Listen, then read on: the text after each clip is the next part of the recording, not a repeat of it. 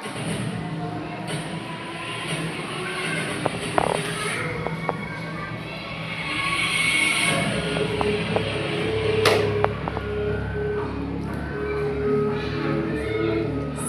Aziza sebagai narapor. Saya Sylvia sebagai prajurit. Saya Nurul sebagai patih. Saya Miska sebagai Roroi. Saya Rizka sebagai raden. Saya Kansa sebagai raja. Saya Karisma sebagai prajurit. Saya Mika sebagai daya.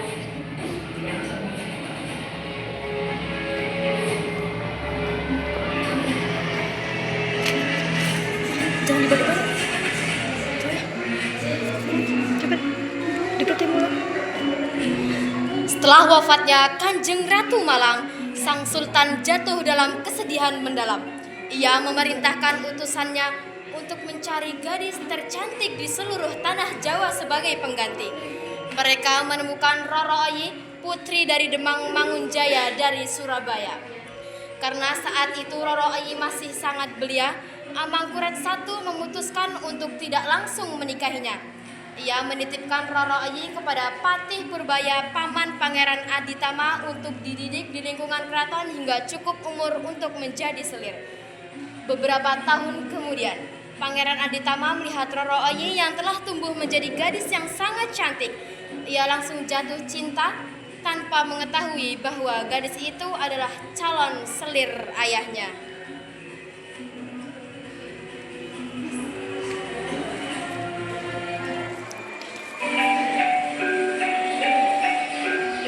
Di sebuah taman, takdir mempertemukan dua insan dari dunia yang berbeda.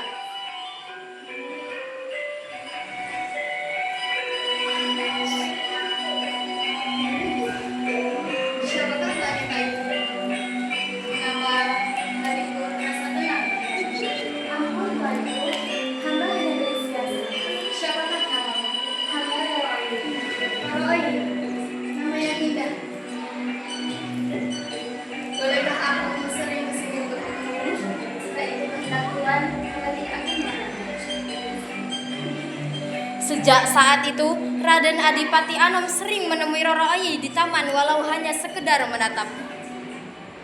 Beberapa bulan kemudian,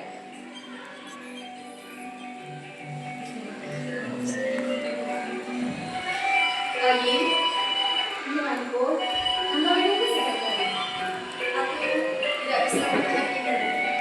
Setiap hari aku memikirkanmu. Aku mencintaimu. Tuanku, ini salah. Hamba adalah calon sulit baginda. Tapi hamba juga mencintai tuanku. Kalau begitu, jangan pergi. Aku tidak tahu bagaimana semua ini akan berakhir.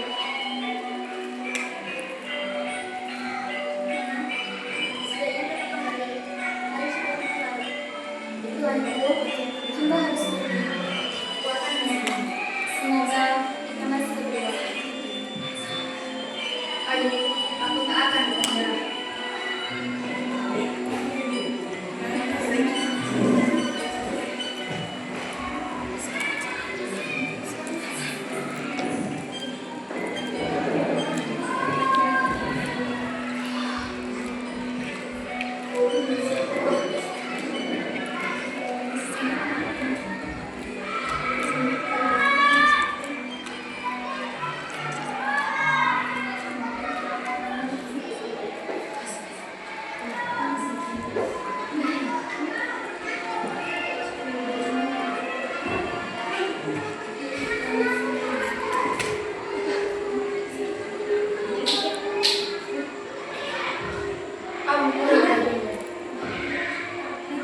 Hamba membawa kabar yang cukup mengganggu ketenangan istri. Katakan. Putra mahkota, si Raden Mas Adipati Anom,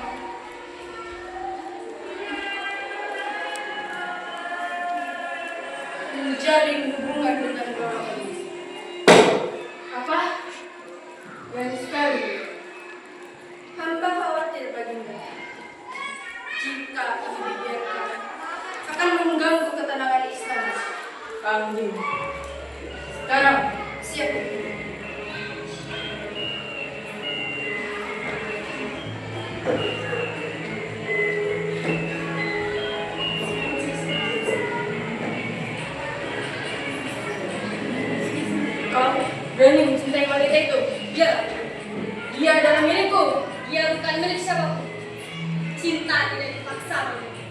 Kau melawanku. Tidak, hamba melawan ketidakadilan. Berhenti! Prajurit! Kejar mereka. Jangan biarkan lolos. Hubungan itu akhirnya diketahui. Roro Oyi mencoba melarikan diri, namun bahaya sudah mengejar. Kita harus kemana sekarang? Itu bisa dilambat. Kalian jangan berhenti. Berhenti! Mereka lari Nana. Nana. Akhirnya ditangkap juga. Jangan buat dia. Lepaskan Nana. Minggir. Tidak, aku tidak akan membiarkan kamu. Tidak. Jangan sakiti dia. Bawa Nana juga. Jangan bunuh dia. Bawa dia. Jangan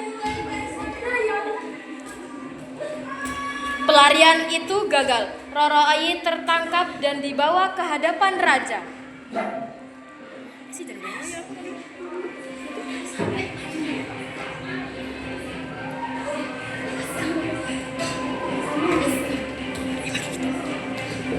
Waduh, ampun Baginda. Roro Oyi telah tertangkap. Ampun Baginda, lepaskan hamba. Hamba hanya ingin hidup tenang Baginda. Pengkhianat. Aku tidak akan mengampuni pengkhianat. Baginda, lepaskan mereka. Jadi, ini wanita yang membuatmu berdiri, Raden. Kau tahu, istana ini tidak ada tempat yang aman. Dan cinta adalah kelemahan. Ini bukan kelemahan Baginda. Tidak sedang berbicara soal kelemahan. Tapi sebagai perusahaan. Ikan. Bunuh. Jangan maksa. Atau aku yang akan melakukannya.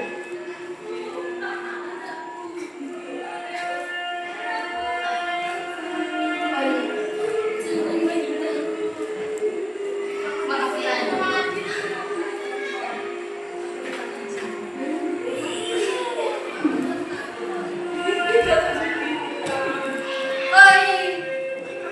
Jangan tinggalkan aku lagi.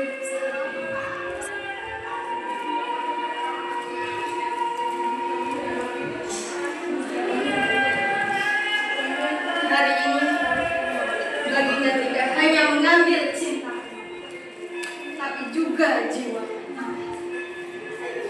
Dan mulai hari ini hamba bukan lagi anak Baginda.